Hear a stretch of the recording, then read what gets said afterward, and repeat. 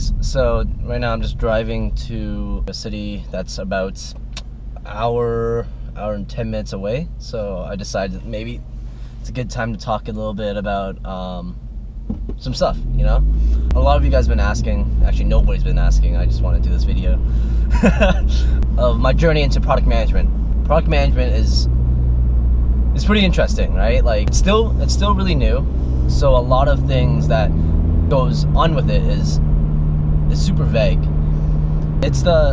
I would say it's always an intersection between business, engineering, and design, and it's pretty much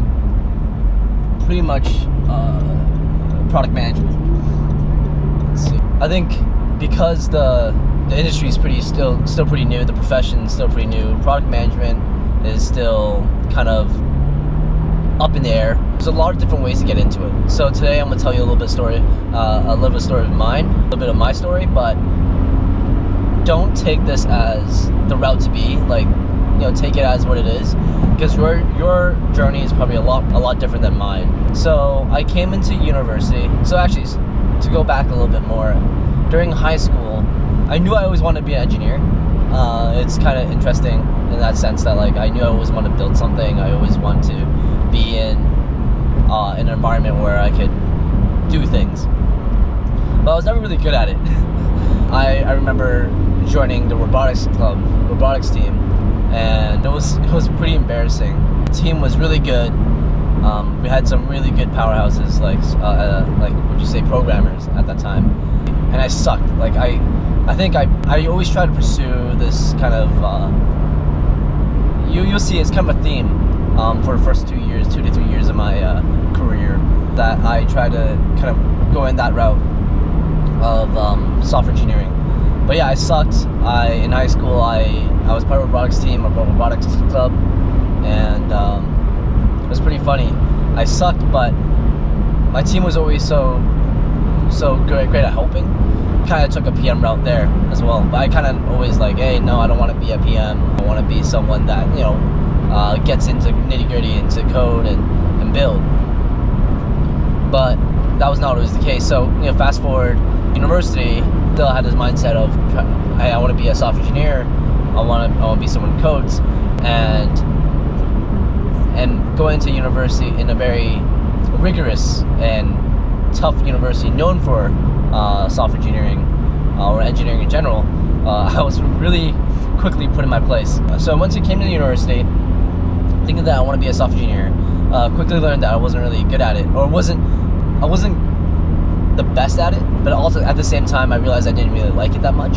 I had some friends who suggested that I should try some hackathons to see, like, you know, what I like, to go, you know, try some new technologies out, to build some projects, which is always good if you want to get into tech in general, you know, regardless if you want to be a software engineer or a product manager or even designer. It's actually really good to get into hackathons for a bit, not forever, but it's actually really good to try out hackathons to see what you like, get some stuff on your resume. I think I recommend that 100%. And so I went to my first hackathon was called Hack North. I went with my buddies who were all computer science and software engineers, and I was kind of just there watching.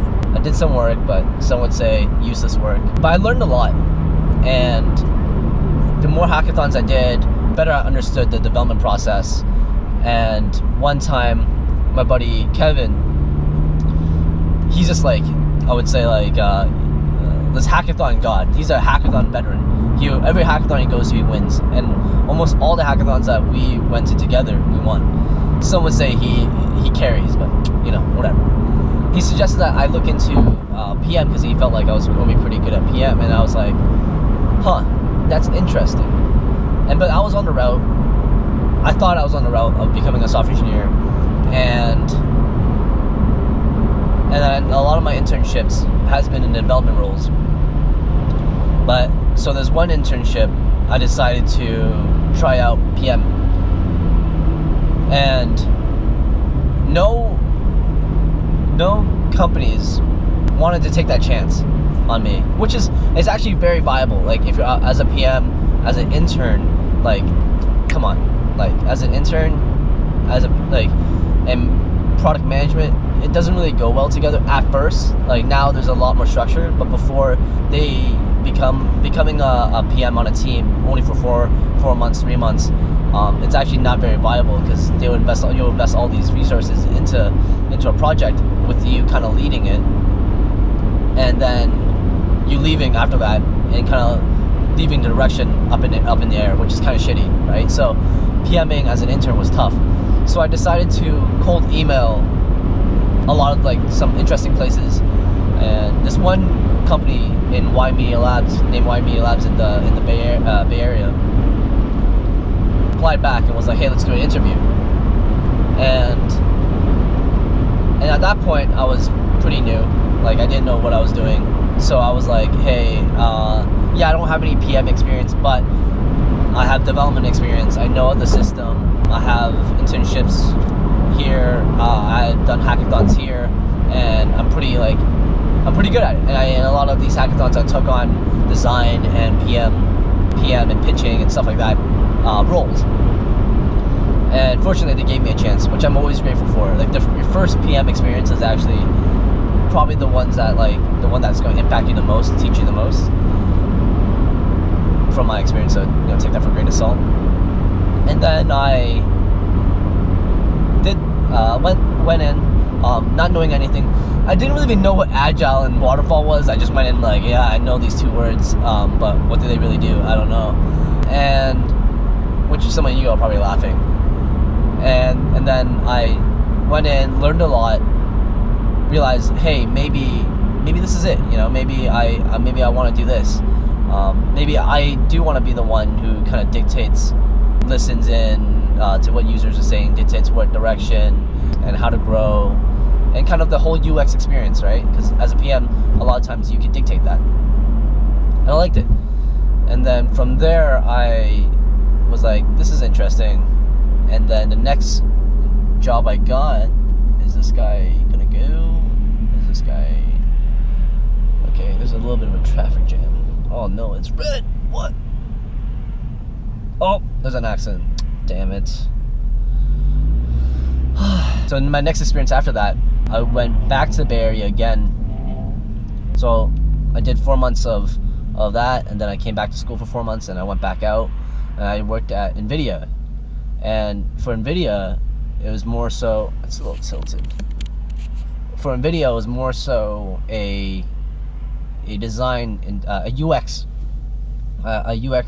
position, and I worked on GFE, GFNPC, and a lot of these kind of UX focused roles, and I loved that too. I think as a product manager, you're not expected to be good at specific things. It's good that you have a area expertise, but you're actually kind of expected, from my experience, to be good at a lot of things. Like decent at a lot of things. You should know some realm of technicals, so you know how to scope. You should know some realm of design, so you know how people behave. Behaviors are pretty important, and obviously strategy. Understand how things go and how things be, and why people do a certain way, and how to optimize that. Monetization is a huge PM thing too. If you're in gaming, monetization is pretty big. Yeah, and then after that, I started a few startups. Went okay.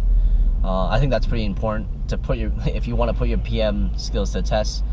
Starting a company is a good way to put it to the test. So in that way, you could work with unstructured. You have to develop your own structure and develop your own processes and work with a team. Especially if a team it's not solely on it, like they have other things to do, other things like other work and stuff like that. Like it's actually good to practice your project management skills as well as your product management skills, because a product manager, and a lot of times especially in a smaller company like a smaller startup, you're actually a CEO of that product, right? Of that feature. So it's pretty important that you know how to manage that. And then after that, I took a role in EA, Electronic Arts, down in Florida. That was pretty fun. I learned how to game, learned the gaming industry. Pretty much just took a time to relax, but at the same time I learned a lot. Learned how people monetize, how games monetize, how things react, and it's pretty cool, like how people react. And yeah, and then now I'm heading off to in a month or so. I'm heading off to Credit Karma for their PM position. The idea is pretty interesting. Product management is relatively new, and no product management role is the same.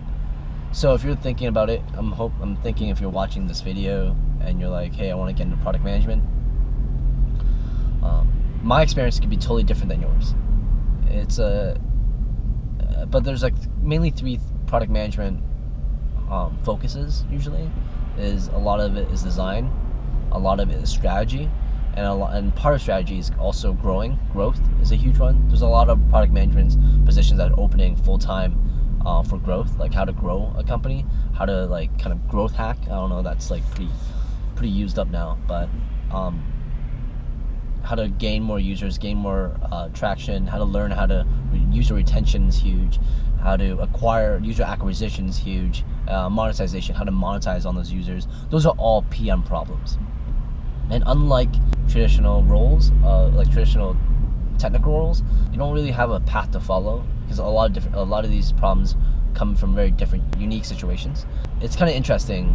You should have a framework or methodology, like to kind of follow, to work with. But a lot of these things are very different.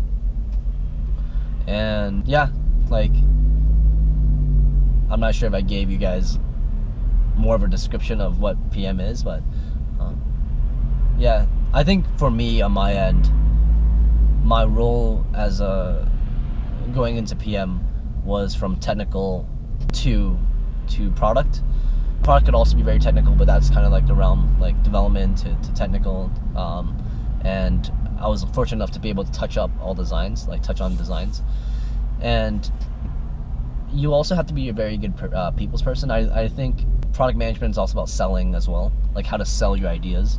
One, you have to be data driven, so you have to be able to sell with objective data. Where I'm going this direction because of these numbers and because of this trend. I think it's pretty important. But at the same time, there's a fine line being very data driven and also intuitive, or not intuitive. What's that word? Follow your intuition, I guess.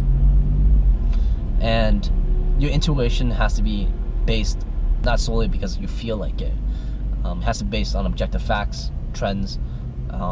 Data says one thing, but you want to go into this direction. But how to convince a company to throw resources at it is largely to do with like you being able to convince them like this is a worthy cause, a worthy direction to go towards. A lot of times PMs are fight for resources because they're like, we need to go this direction because of this. And sometimes you often kind of put in a situation where you have to do a lot with less. And that's based on my experience.